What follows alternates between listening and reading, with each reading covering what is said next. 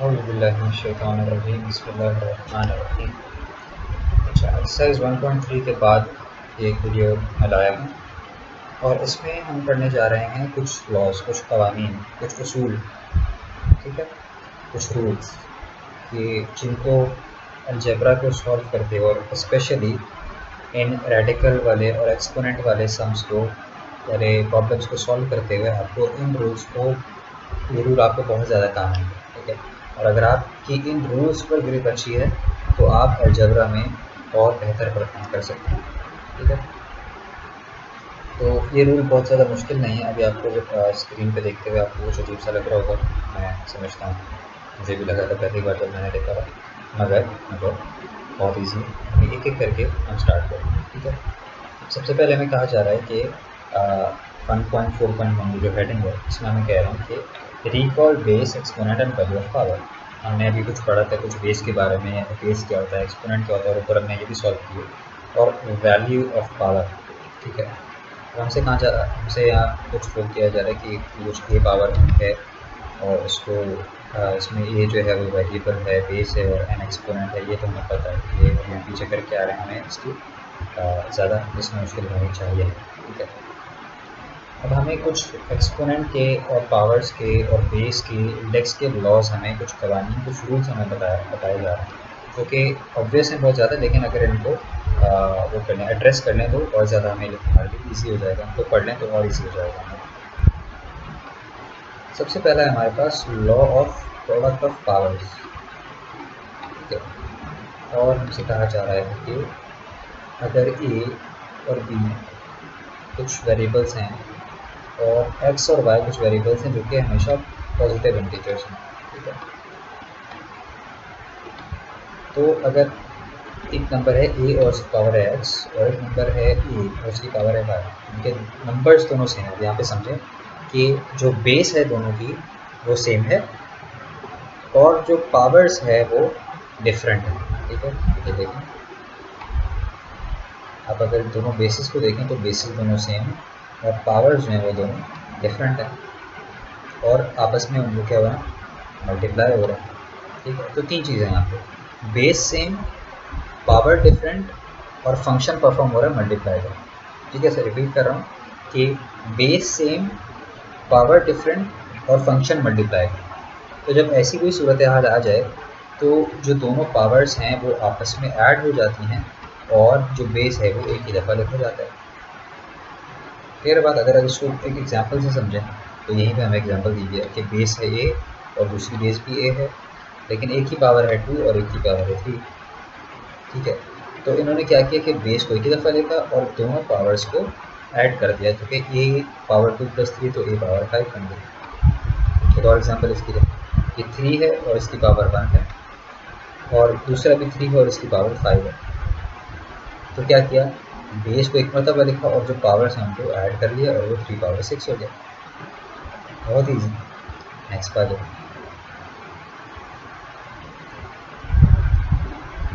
Law of power, ठीक है।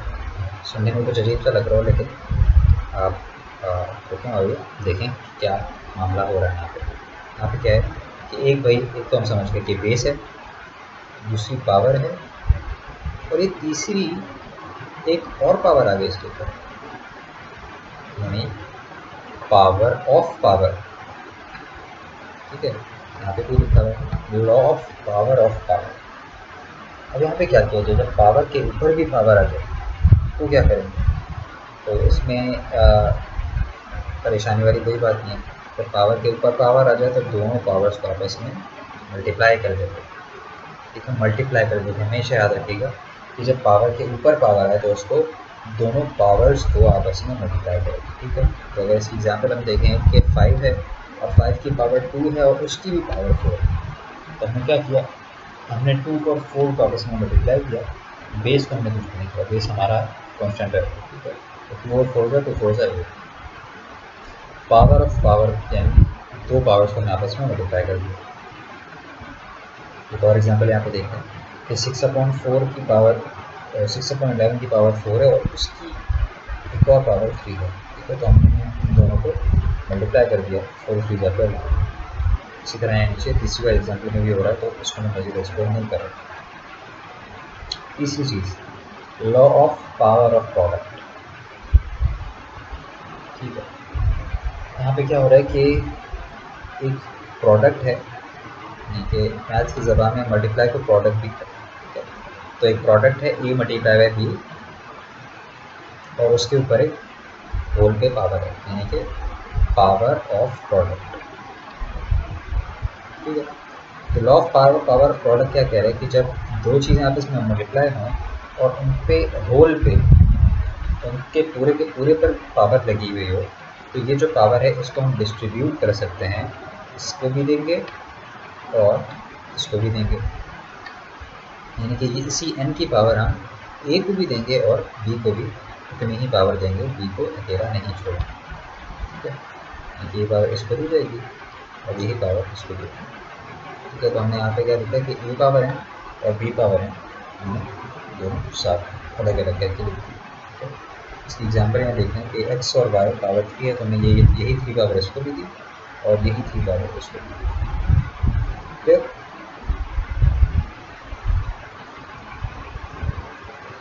यहाँ पे देखें तो 8/9 और 7/11 है। ठीक है, तो हमने यही पावर इसको भी दी और यही पावर इसको भी दी। ठीक है, फिर तीसरी बात आ गई पावर ऑफ कोशिएंट।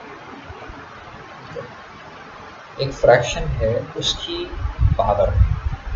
ठीक, तो अगर एक फ्रैक्शन के होल के ऊपर पावर लगी है m, तो हमने जब फ्रैक्शन को जोड़ा तो हमने a को भी पावर दी यही और b को भी यही पावर देंगे। ठीक है, यहाँ पर हम देख सकते हैं कि a को भी m की पावर दी और b को भी m की पावर दी। इसी एग्जाम्पल को फॉलो करते हुए हम ये भी देखेंगे 3 को 5 की पावर को 5 को भी दिया और 8 को भी दिया,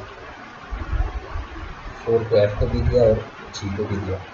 ठीक है, तो जब भी किसी होल ब्रैकेट का पावर हो, तो जब वो ब्रैकेट हटेगी तो वो पावर हर एक इंग्रेडिएंट पर, हर एक मेंबर पर डिस्ट्रीब्यूट होगी।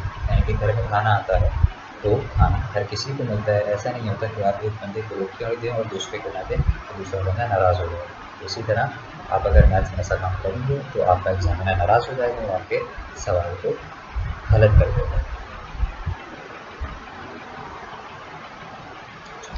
पांचवा है लॉ ऑफ कोशिएंट। पढ़ा law of power of quotient, अब हम पढ़ा जा रहा है कोशिएंट ऑफ पावर। इसमें क्या है कि हमारे पास एक फ्रैक्शन है और उसमें जो ऊपर वाली पावर है वो डिफरेंट है और नीचे वाली पावर डिफरेंट है। ये पावर है हम कहूँ ये पावर है, तो इसमें हम क्या करेंगे, इसके अंदर दो केसेस हो सकते हैं, या तो m हो बड़ा n से या तो n हो बड़ा m से। ठीक है, तो दोनों केसेस के अंदर काम वही होगा कि जो भी ग्रेटर है हम वो वाली जो पावर है वो उसकी तरफ शिफ्ट करेंगे। ठीक है, यहाँ पे एरो मैं दोनों तरफ बना रहा हूँ। ठीक है, अगर m बड़ा है तो n अपनी जगह छोड़ेगा और अगर n बड़ा है तो m अपनी जगह छोड़ेगा। इसको इस तरह से समझ लें कि हमारे घर मेहमान आते हैं, बैठते हैं सोफों पे, इस तरह अक्सर ऐसा होता है कि सब बैठे होते हैं और एक आदमी आ जाता है, एक और नया बंदा आ जाता है। तो वहाँ ये देखते हैं कि कोई बड़ा होता है तो छोटा बच्चा उठ जाता है कि आए आप मेरी जगह। तो यहाँ पे वही हो रहा है कि बड़े के लिए छोटा अपनी जगह छोड़ दे। ठीक है, तो पहले केस में हमने देखा कि m बड़ा है तो n ने अपनी जगह छोड़ के m के पास चले गए। ठीक है, यहाँ पे माइनस में होगा। हमने पहले भी पढ़ा है कि जब कोई भी किसी भी पावर को हमें माइनस में करना हो या किसी पावर को प्लस में करना हो तो हमें उसकी जगह चेंज करनी थी। बशर्ते है कि यहाँ पे एक शर्त यह है कि दोनों के जो बेस हैं वो सेम है यहाँ पे। ठीक है, यहाँ पे भी है a है और नीचे भी a है। ठीक है, जब दोनों के बेस सेम है और पावर डिफरेंट हो आपस में डिवाइड हो रहे हैं। ठीक है, वो जो छोटी पावर वाला है वो अपनी जगह छोड़ के ऊपर चले जाएगा या नीचे आ जाएगा और ये दोनों आपस में माइनस हो जाएंगे। दूसरे केस में भी यही हो रहा है कि जब n बड़ा है तो ऊपर वाले ने अपनी जगह छोड़ी और नीचे आ गया और n से n-m। इसमें भी मल्टीप्लाई वाला केस ही है कि अगर दोनों के बेसिस सेम है और पावर्स अलग अलग है, अगर मल्टीप्लाई हो रहा है तो बेस एक बार लिखेंगे, पावर्स को मल्टीप्लाई कर देंगे, सॉरी पावर्स को ऐड कर देंगे। ठीक है, ये याद रखिए इक्वेशन। अगर मल्टीप्लाई हो रहे हैं बेस सेम और पावर डिफरेंट आपस में मल्टीप्लाई हो रहे हैं तो पावर्स को ऐड करें। और डिवाइड में बेस सेम और आपस में डिवाइड, बेस सेम और पावर डिफरेंट और आपस में डिवाइड हो रहे हैं तो आपस में माइनस कर देंगे। इसी तरह अगर m और n दोनों बराबर हैं तो क्या होगा, हम दोनों केसेस हम देख लेते हैं कि m बराबर है n के, तो यहाँ पे m और n ने पहले अलग अलग लिखेगा, लेकिन चूंकि दोनों बराबर हैं तो अगर हम दोनों पे m भी लिखें तब भी कोई हर्ज नहीं है। तो a पावर 0 जब किसी भी नंबर की पावर 0 हो जाए तो वो बराबर होता है 1 के। कोई भी नंबर, आप 1000, 10,000, 1000, 999, किसी भी चीज़ की पावर, किसी भी चीज़ के ऊपर जब 0 पावर लगा देंगे तो वो 1 के बराबर है। आई होप ये क्लियर है।